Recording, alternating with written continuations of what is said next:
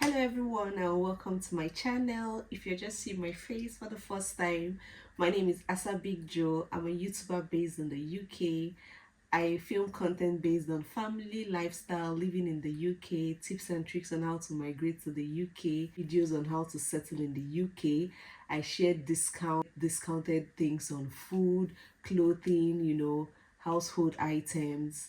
I also do skincare videos, just anything sweet. I'm there. Title of the video, you already know I'm going to be talking about credit score in the UK. So this video is very important if you're living in the UK. If you're living in the UK, credit score is very important. If this is the kind of content you want to listen to, sit back, relax, let me go and bring out all the teas that I'm going to spill in this video.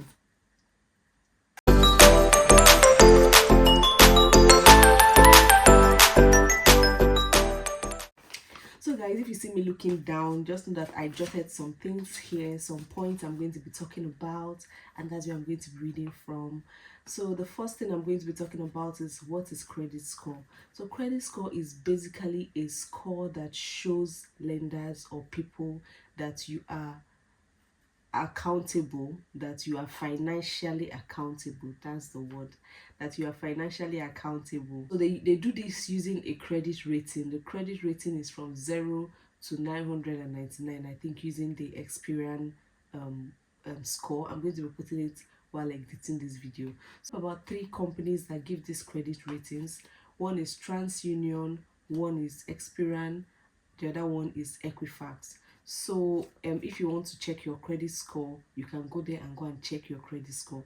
If you're just coming into the UK, you might not have any credit score at all, but by the time you start buying, by the time you start doing 1 or 2 transactions, they will start noticing you, and they will start putting your credit score, like getting all those payments you have made, and try building a credit score for you. Build your credit score. I'm going to be giving you about 10 to 14 ways on how to build your credit score, so you know that this video is power packed. I have gone to do so many researches, and this is some things I have done personally myself, and some of the things that I have gone to go and ask different people that have stayed in the UK for longer, those that have already even used their credit score to buy houses, to buy cars, how they were able to do it, and that's where I've come up with all these points.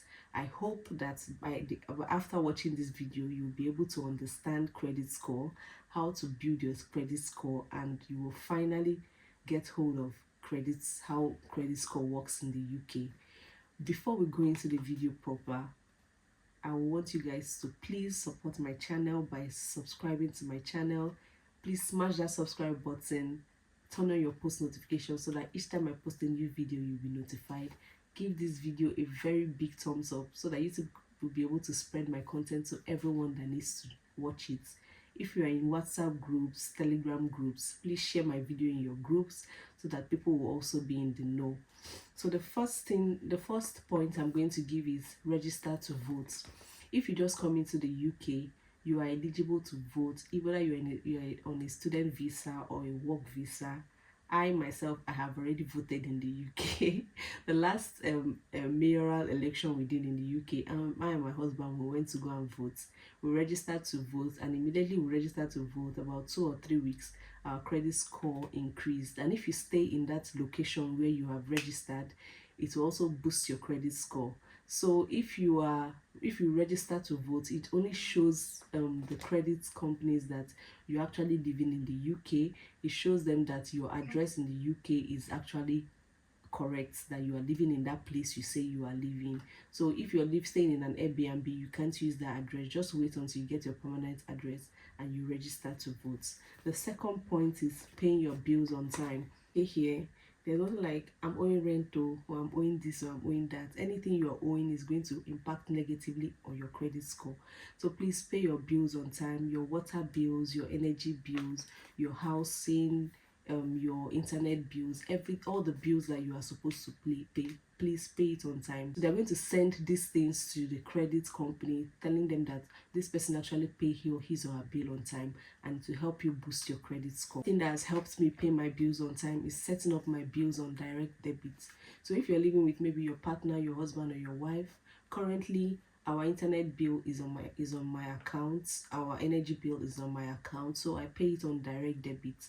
And it helps me. What I used to do is, at the end of the month, for instance, if they are paying me on the 20th of every month, I usually set my direct debit to be 25th, 23rd to 25th, so that I know that immediately my salary is entering my account, there my direct debit is also going, so I don't go and start using money for any other thing without paying my bills.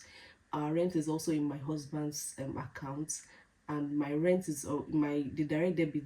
Our landlord has already given us a date to pay our rent, so we just fix it as direct debit. So immediately salary enters the account, the money goes in to the landlord immediately, so we don't owe rent. That's the way we have always kept up, and we have never missed a payment before. So I always advise you guys to put these things on direct debit and make sure there is always money in the account, so that when time comes for the money to be removed, they will not be showing that you don't have enough money in your account to debit. The way you can increase your credit score is getting a credit card. If you're just coming into the UK, you might not have this opportunity of getting a credit card. But if you've stayed in the UK for a while, some companies will try reaching out to you if your credit score has already gotten to a certain level. Please watch till the end of this video. I'm going to tell you, for those that can't get a credit card, things you can do to build your credit score up to a level that you can be called to get a credit card. So if you get a credit card, I will advise, this one is not, I'm not doing for any company, this is credit cards that I have researched for a while, and the ones I'm using now. You can get credit card from American Express. You can get from I'm going to be putting them, I can't remember the second one's name, Capital One, I think that's one my husband is using. You can get credit card from these two companies. I like American Express because they give you cash back on every transaction you make. And other smaller companies like Tesco, Asda, they have credit card. Even post office have their credit card too. Even Munzo have their credit card too, and they also give you cash back on any time you spend using the credit card. So another thing with the credit card I want to tell you guys is that when you get a credit card, there's always an interest in the credit card. This is where most people are always scared of, that when they get credit card, that the interest rate is very high. And I'm here to tell you guys that if you pay your bill, your credit money on time, you're not going to pay any interest on the credit card. For instance, let me just break it down to layman's term. If the credit card and the limits they give you in the credit card, let me say for instance you get a credit card with 1,200 on the credit card, please don't use up to 1,200. That credit card, if you get a credit card of 1,200, the highest you should be using in that credit card is 800. Even 800 self is too much. Use, like, let me say 5 to 700. This is because you are not going to be showing the company that you are depending on that credit card for survival. Also show them that you are not financially dependent on that credit card. I don't know if you understand what I mean. So if you get a credit card, for instance 500, please use at most 200 from that credit card, and back the 200 before the set date that they give you to pay. Don't go and pay 100 or 150, that accumulating debt. Pay up your money on time. Pay it in full, please. When you pay it in full, you don't need to be paying any interest rate on the credit card, and this also impacts on your credit score positively. Please, I'm saying it again, use at least 25% of how much they are giving you in your credit card and pay back the money in full. What I would advise you to do is, if you know you're going to always spend, for instance, £200 out of the credit card, put £200 as a direct debit to the credit card, so that you know that at the end of the month or before the time has reached for you to pay up your money in the credit card, it will already go directly from your account to your credit card account. If you're using a Lloyd's bank account, set up a direct debit from your Lloyd's bank account to your credit card account. So by the time it reaches the point where you're supposed to pay back your credit, you see that the money is already in your account. You don't need to start struggling. Please, if you don't understand what I mean, please still send me a message. I'm still going to explain. Send me a message on my Instagram handle. I'm going to be putting it up here. Before you send me a message on Instagram, please follow my Instagram page so that we will not fight. So another point I will give you is writing your details correctly. There are some people that they will go and write for instance, you have your first name, your middle name, and your surname. You want to go and fill out, let me say, you want to go and take a phone contract. Your name there is Ahmed Musa Nuhu, and then your rent is showing Nuhu Ahmed Musa. Do you understand? Those things like that, if you are applying for a credit card, they will see that your details are not tallying, and they'll say no, you're making a mistake, or you don't even know, they don't know this person, or this person and this person are two different people. So that's how they do here.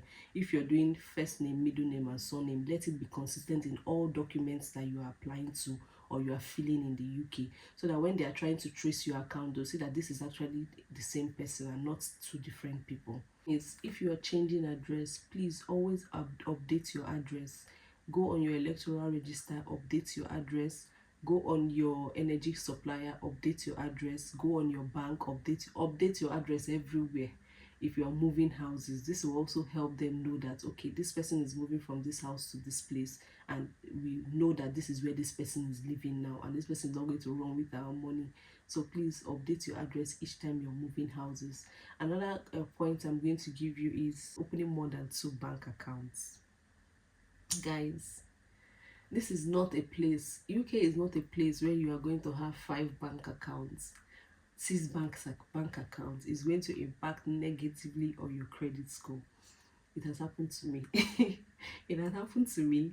I had when I came to the UK, I opened the Monese account, and then I went to open a Lloyd's bank account. This is what I'm going to advise. Yes, open an online account, because that online account, they don't have office, but just use that one when you just come to the UK. But when you've stayed in the UK for like 1 week, 2 weeks, 1 month, please go and open a physical bank account. Lloyd's, Halifax, Barclays. These are the 3 accounts I'm going to advise, because when you want to get mortgage, especially Barclays and Halifax, they are going to help you. So my Monese account, I misplaced the card, and I didn't want to go and start applying for another card. I now went to go and open Barclays account.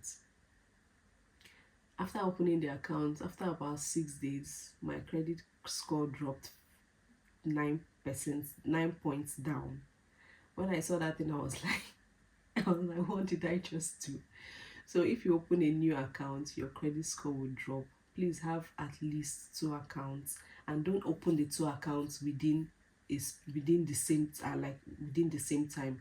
An online account is okay, but like two physical bank account, don't open them. Even if you want to open more than one, leave a space of 6 months before you open another one. It will still make your credit score drop, but not as much as when you open it at the same time. So if you keep this, and also if you keep these accounts for a longer period, because now I'm not still going to close that Monese account. When you keep this account for a longer period, it also boosts your credit score. So I'm keeping that Monese account to get my 9 points that I have lost back. So I'm going to leave that account for as long as necessary. I just leave the account dormant as long as I'm not having any negative money, like I'm not borrowing any money from the account, or there's no negative in the account. I can leave it for as long as I want, and it's going to also help my credit score. For those that just came into the UK that can't get access to a credit card, you can use Loqbox. So Loqbox is an account that when you open, you will be able to put small money in the account. So what they do is, when you open Loqbox, for instance, they will borrow you tell them how much you want to be saving up every month in that account. So it will now look as if they have borrowed you that amount of money. If you say the minimum amount you can save in Loqbox is £20, so if you say you want to save £20, at the end of the year you'll be getting £600, right? Yes, at the end of the year you'll be getting £600. So for instance, if you open a Loqbox account and you want to be saving up £20, that's the minimum you can save. They'll borrow you £200. It will look as if they've borrowed you £200, so they'll keep it in your Loqbox account. So at the end of every month, you'll be paying them the £20 every month, £20, until it reaches 1 year. When you finish paying the money and you've paid your money completely, at the end of the month they will pay that money back into your account. So this is just like a small ajo that you're doing for yourself, like a small savings you're doing for yourself, while also building your credit score. Do you guys understand what I mean? So when you are saving that money, they're also sending it to TransUnion or all this credit card company, telling them that you are actually paying your money on time. If you're opening a Loqbox account, please also put a direct debit for your Loqbox account. So at the end of the month, this money goes directly into your Loqbox account and you don't miss any payments. Do not miss any payments, please. So at the end of the month, they will pay you back that money. So this is you building your credit score while also saving money for yourself. You can use the money for anything you want. It's not like an ISA account that the money only goes into buying a house or your retirement. So that is how to use it. So another thing that can boost your credit score, this is number what I have given now. This should be like number 11. This should be like number 11 now because I'm not even counting. I won't continue this video. If you have not subscribed to my channel, all this content I am giving you, please subscribe to my channel so we don't fight. Smash that subscribe button, give this video a very big thumbs up so that YouTube can be able to share my content to people that will be able to see it. Turn on your post notification so that when I post new videos like this, you will be notified. Abby, don't you want to see nice videos? Going into the next point, I would advise you to get an internet contract. Like me, I'm using 3, and I went to their company and I told them that I want to get an internet contract. I signed it for 2 years. So the one I did was, I think, £10 monthly. Is unlimited plan. I don't know if they're still doing it till now. So at the end of the month, £10 for me, £10 for my husband, and we have a router in my house. That one is £13, though I think the money has increased now. But at the end of the month, I pay about £50 for my internet bill, and it's a 2 years contract. At the end of the month, it's paid on direct debit, and this payment, I always see it in my credit score that I have never missed the payment, and this thing always boosts my credit score. So get a phone contract. If you don't have a phone, you can get a phone on credit with all these phone companies.